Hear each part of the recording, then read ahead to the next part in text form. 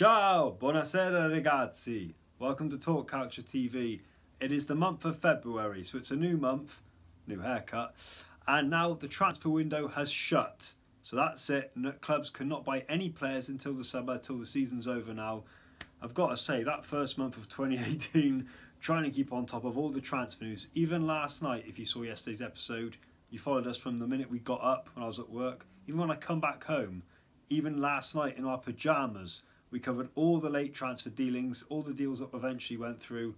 It's fair to say it was a sleepless night.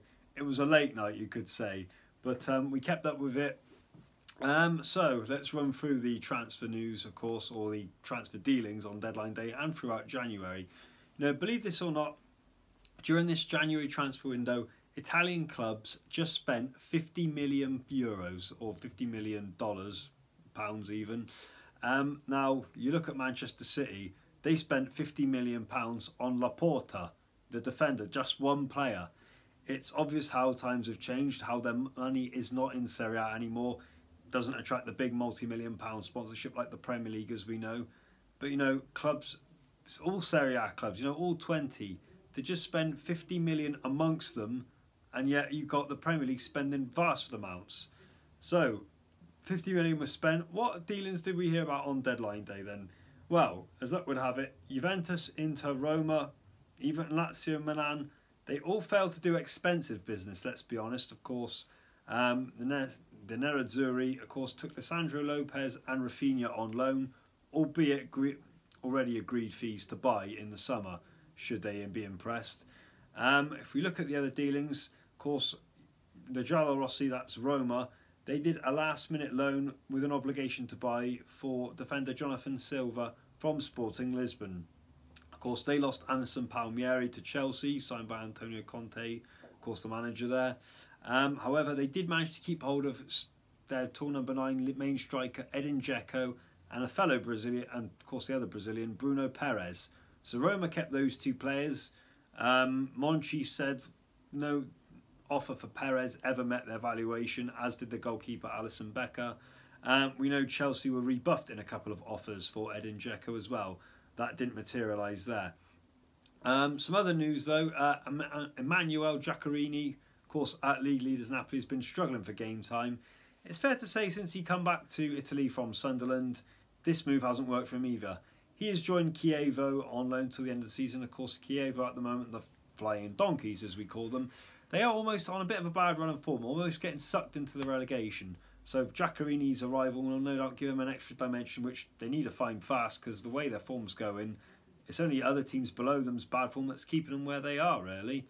Now, the other deal that we know that collapsed was Javier Pastore from Paris Saint-Germain to Inter Milan.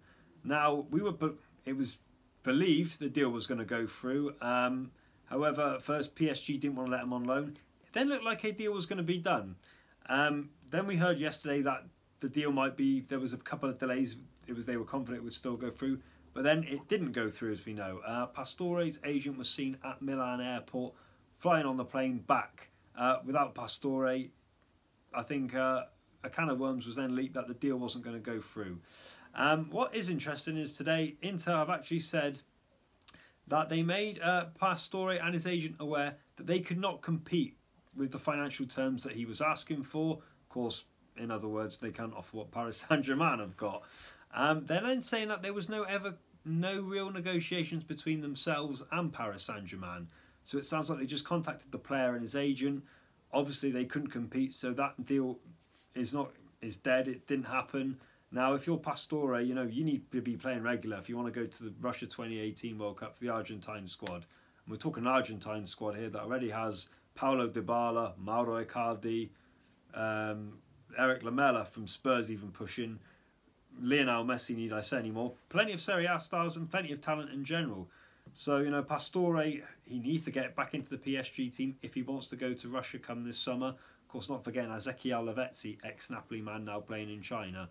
So that deal didn't happen there. Other deals that didn't happen also. We know earlier in the window, Napoli's bid for Simone Verdi from Bologna did not materialise. Well, yesterday they made a bid for Matteo Politano from Sassuolo. It's now emerged today that his agent says there was no agreement. We believe that Napoli made the offer. The player was happy to go, so say. However, Sassuolo did not sign the agreement. They stood their ground. They did not accept any offer. They kept their star man. Of course, looks like they could be getting sucked into a relegation battle. So Sassuolo hang on to their prize target. So that's Napoli having failed for offers for Verdi and Palatano. Now, at the moment, you would say Napoli got enough firepower to win the Scudetto. But, you know, that final strike, a final piece of the jigsaw could have seen them over the line if they're going to win their first Scudetto since the days of Diego Maradona in 1990. So that one didn't happen there. Napoli, however, did tell Sky Italia that they sent all the paperwork, of course, and they even offered Adam Asonez in exchange, albeit on loan. But Sassuolo, the Nero Verdi, said no. So that one didn't happen there. We believe the fee was around about the £20 million mark. Again, not confirmed. They believe there was add-ons of rising to 29 million, but that one did not happen. Good news for Napoli, though, is they held on to Belgium striker Dries Mertens. Dries Mertens was saying that he was too happy to stay at Napoli. There were offers, so say, from China. He rebuffed those offers, and even Napoli, so say, have rejected. He wants to stay at Napoli. He wants to help them try win their first Scudetto, like we mentioned earlier on, since 1990. In his contract, he did have a £28 million release clause. Now that means he would only be sold to clubs outside of Italy or even a club in China.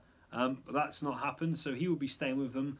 And given the fact that Napoli's 2 transfer targets have fallen through, they will need Mertens firing on all cylinders right till the end of the season, along with, of course, Hamsik, Insigne, if they want to win their first Scudetto for nearly 18 years. So Dries Mertens, that didn't come in. We believe, though, the offers from the Super League, even the MLS, were interested in the Belgian signatures, but not to be. So that's it. All clubs have signed their players now. Where will their seasons go? Have Napoli got enough in them to see them over the line? Juventus, as we know, they only signed 18-year-old defender from PSV Eindhoven. They haven't really done any major business. It's believed they are going to approach Emre Can in the next coming week about a pre-contract agreement to sign the German international. Of course, he was on the score sheet the other night for Liverpool against Huddersfield, as we know. But they are keen on Emre Can. It's believed the player wants to come. So we'll keep our eyes out on that one. But now the transfer window's done, that's it. Have the players got enough in them? Have Roma got enough goals if they want to chase the Champions League? Have Lazio, they've managed to keep hold of their players in order for their quest for Champions League. Inter Milan, of course, did sign Rafinha. You know, they didn't sign a striker. They've managed to keep hold of Mauro Icardi for now. We will see what will happen come the summer, even after the World Cup. So, tell us what you think. Who's now got the strongest squad in order for the push for the Scudetto, to go for the Champions League, even staying in Serie A? Like or comment below. Tell us what you think. And don't forget to subscribe. Talk Calcio TV, and let us know what you think. We'll speak to you in our next episode when we have a tribute to former Italian coach Asilio Vicini, of course, died yesterday at the age of 84. So keep your eyes on that one, and we'll speak to you on the next episode. Arrivederci.